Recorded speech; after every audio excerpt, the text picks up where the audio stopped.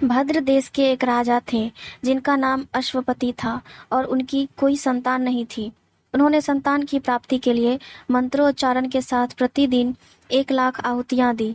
18 वर्षों तक यही क्रम जारी रहा। इसके बाद सावित्री देवी ने प्रकट होकर वर दिया कि राजन, तुझे एक तेजस्वी कन्या पैदा होगी। सावित्री देवी की कृपा से जन्म लेने के कारण कन्या का नाम सावित्री रखा गया। कन्या बड़ी होकर बेहद रूपवान हुई। योग्य वर न मिलने की वजह से सावित्री के पिता बहुत दुखी थे। उन्होंने कन्या को स्वयंवर तलाशने के लिए भेजा। सावित्री तपोवन में भटकने लगी। वहां साल्व देश के राजा धूम्रसेन रहते थे। क्योंकि उनका राज्य किसी ने छीन लिया था, उनके पुत्र सत्यवान को देखकर सावित्री ने पति के रूप में उनका वरण किया। ऋषिराज नारद को जब यह बात पता चली तो वह राजा अश्वपति के पास पहुंचे और कहा कि हे राजन, यह क्या कर रहे हैं आप? सत्यवान गुणवान है, धर्मात्मा है और बलवान भी है, पर उसकी आयु बहुत छोटी है, वह अल्पायु है। 1 वर्ष के बाद ही उनकी मृत्यु हो जाएगी। ऋषिराज नारद की बात सुनकर राजा अश्वपति घोर चिंता में डूब गए। सावित्री ने उनसे कारण पूछा तो राजा ने कहा, पुत्री, तुमने जिस राजकुमार को अपने वर के रूप में चुना है वह अल्पायु है। तुम्हें किसी और को अपना जीवन साथी बनाना चाहिए। इस पर सावित्री ने कहा कि पिताजी, आर्य कन्याएं अपने पति का वरण एक बार ही करती हैं। राजा एक बार ही आज्ञा देता है और पंडित एक बार ही प्रतिज्ञा करते हैं और कन्यादान भी एक बार ही किया जाता है। सावित्री हठ करने लगी और बोली, मैं सत्यवान से ही विवाह करूंगी। राजा अश्वपति ने सावित्री का विवाह सत्यवान से कर दिया। सावित्री अपने ससुराल पहुंचते ही सास ससुर की सेवा करने लगी। समय बीतता चला गया।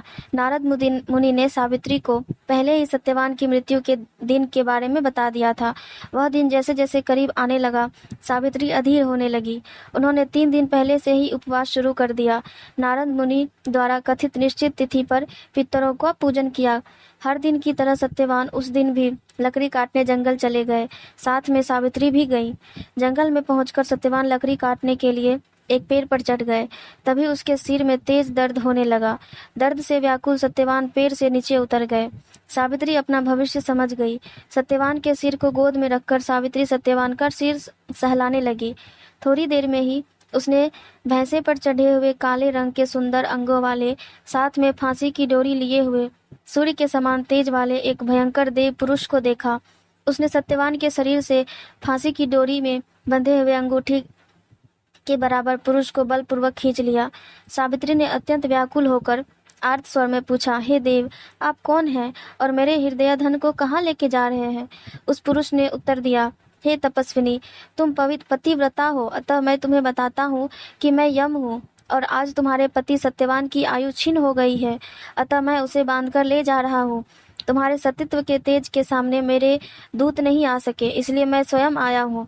यह कहकर यमराज दक्षिण दिशा की तरफ चल पड़े। सावित्री भी यमराज के पीछे पीछे चलने लगी। यमराज ने सावित्री को समझाने की कोशिश की कि यह विधि का विधान है, लेकिन सावित्री नहीं मानी। सावित्री की निष्ठा और पति परायणता को देखकर यमराज ने सावित्री से कहा कि हे देवी, तुम धन्य हो, तुम मुझसे कोई भी वरदान मांगो। सावित्री ने कहा कि मेरे सास ससुर वनवासी और अंधे हैं, उन्हें आप दिव्य ज्योति प्रदान करें। यमराज ने कहा, ऐसा ही होगा, जाओ अब लौट जाओ। लेकिन सावित्री अपने पति सत्यवान के पीछे पीछे चलती रही। यमराज ने कहा, देवी तुम वापस जाओ। सावित्री ने कहा, भगवान, मुझे अपने पति देव के पीछे पीछे चलने में कोई परेशानी नहीं है, पति के पीछे चलना मेरा कर्तव्य है। यह सुनकर उन्होंने फिर से उसे एक और वर मांगने के लिए कहा। सावित्री बोली, हमारे ससुर का राज्य छिन गया है, उसे पुनः वापस दिला दे। यमराज ने सावित्री को यह वरदान भी दे दिया और कहा, अब तुम लौट जाओ। लेकिन सावित्री पीछे पीछे चलती रही। यमराज ने सावित्री को तीसरा वरदान मांगने को कहा। इस पर सावित्री ने यशस्वी संतानों और सौभाग्य का वरदान मांगा। यमराज ने इसका वरदान भी सावित्री को दे दिया। सावित्री ने यमराज से कहा कि प्रभु, मैं एक पतिव्रता पत्नी हूँ और आपने मुझे पुत्रवती होने का आशीर्वाद दिया है। अब यमराज अपने ही वचन में फंस चुके थे।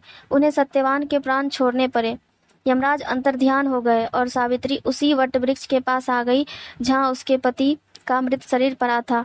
सत्यवान जीवंत हो गया और दोनों खुशी खुशी अपने राज्य की ओर चल पड़े। दोनों जब घर पहुंचे तो देखा कि माता पिता को दिव्य ज्योति प्राप्त हो गई है। इस प्रकार सावित्री सत्यवान चिरकाल तक राज्य सुख का सुख भोगते रहे। संपूर्ण समर्पण और इच्छा शक्ति के समक्ष देवों को भी झुकना पड़ता है।